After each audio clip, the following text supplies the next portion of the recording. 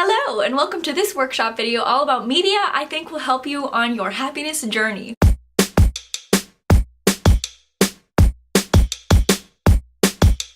Throughout my happiness project, I read a lot of books, and a lot of them I think were really helpful and gave me a lot of information that broadened my happiness wisdom and I think made me a more aware person. So I want to share a long list of those books with you today. I don't have them all with me because I actually have lent a lot of them to my friends, so I'm gonna step to the side of the screen here and just put a picture up as I mention them. First off, we have the book that started it all, and that is The Happiness Project. This book is kind of like a memoir of the author chronicling her own happiness project, and it was the inspiration for my happiness project. If you want an inspiration and to hear how someone else did a happiness project, definitely check this book out. That same author, Gretchen Rubin, also wrote another book, and it's all about habits. It's called Better Than Before. This one I think is really interesting because it talks about how different people form different habits and which things work for different people. I haven't read it in a little bit, but I remember it being really helpful, and it's actually the reason that I decided to make a blog to track my happiness project, because I realized that I'm the type of person who needs some sort of outside incentive to get stuff done. The next two are both Time special edition things. So first off, I have one called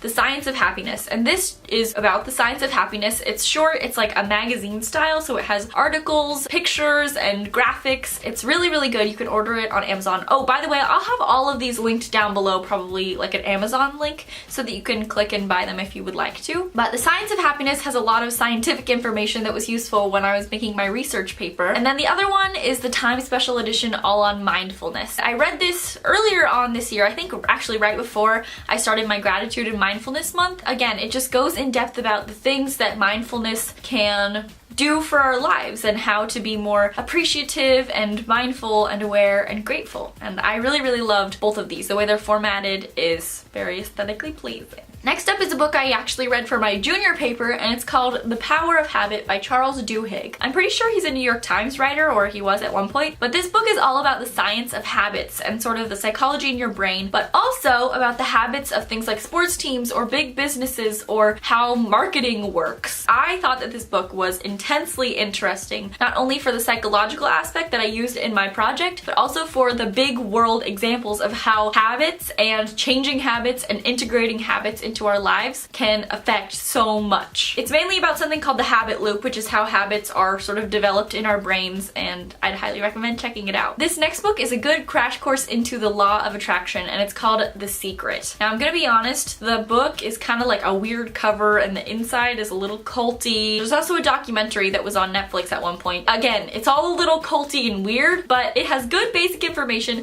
about what the law of attraction is, how you can apply it to your life, and some examples of how it has worked in other people's lives. If you don't know what the law of attraction is and you're looking for some basic information, check it out. Just try and get past the weirdness. Next up is a book called No Mud, No Lotus, and I'm pretty sure I talked about it in another workshop video. It's by an author whose name I cannot ever pronounce, and I don't want to try because I'll get it wrong. It's a very good book, and the subtitle is The Art of Transforming Suffering. This book is all about taking our suffering and instead of ignoring it or instead of pushing it away, being aware of ourselves and our breathing, and it ties back to Buddhist techniques, but it's more about just being aware of your pain and how our pain and our happiness have to coexist. I think that it gives a really good perspective into our pain and how we can better deal with it in a healthy way. The next book is actually the book that I'm reading right now. It's called The Geography of Bliss, and I'm not finished with it yet. The subtitle is One Grump's Search for the Happiest Places in the World. So this book is very good. It's this author who is basically going around to different countries in the world and seeing what makes them happy, or how they define happiness, or how they measure happiness, what happiness means to different countries. I think it's totally interesting. I have not finished it yet. I love it so far. I'm a little over halfway through, and I have been enthralled every step of the way. So if you're someone who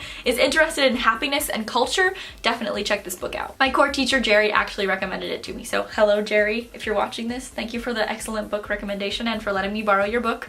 I promise I will return it to you when I'm finished. Next is another book that I mentioned in a workshop before, but it is called The Life-Changing Magic of Tidying Up. And it's all about cleaning your spaces to clean your mind, and how exactly you should do that, and how exactly you should go about organizing your spaces. There's also a second book called Spark Joy that's kind of like a masterclass, I think is what it calls itself, on how to clean or clear or organize specific areas of your life, like your kitchen, your bedroom, your makeup, your clothing. It goes into all the specifics and it has images and things like that. The Life-Changing Magic of Tidying Up is excellent inspiration into cleaning your spaces and cleaning your mind and how those things are connected, and it's very interesting. It's a little extreme, I'm gonna be honest. I did not follow all of the specific things that she talks about in the book as I was cleaning my room for that month, but I think the foreknowledge is really interesting. The next book is one that I loved a lot, and it's called Big Magic. It's actually by the same author who wrote Eat, Pray, Love, I believe, and it's all about creativity. And creativity is something that I feel is very important, and as someone who's about to try and go out into the arts world as a career, it really helped me to focus and figure out what exactly I want from my creativity and how to best nurture it so I don't put too much pressure on it, but it's still serving me and my art. Hopefully that makes sense. Just read it. It's such a good read. And finally, this is actually a book that my friend Lauren lent me, and it is called The Power of No. It's all about saying no and saying no to different things in your life and different levels in your life, and how the word no can actually be a really good thing to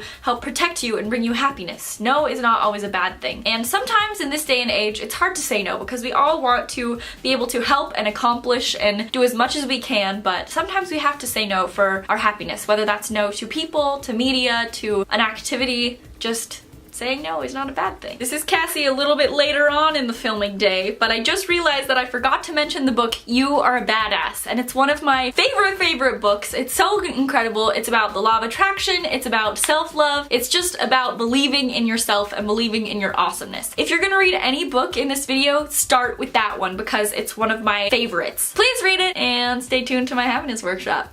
I know this was kind of brief and I know it was kind of just a list, but definitely if any of these things sound interesting to you, check them out at your library or purchase them. Again, I'll have them linked so you can get to them easily. I hope that these things help you bring more wisdom into your happiness journey, and I'll see you guys in my next video. Do something that makes you happy today.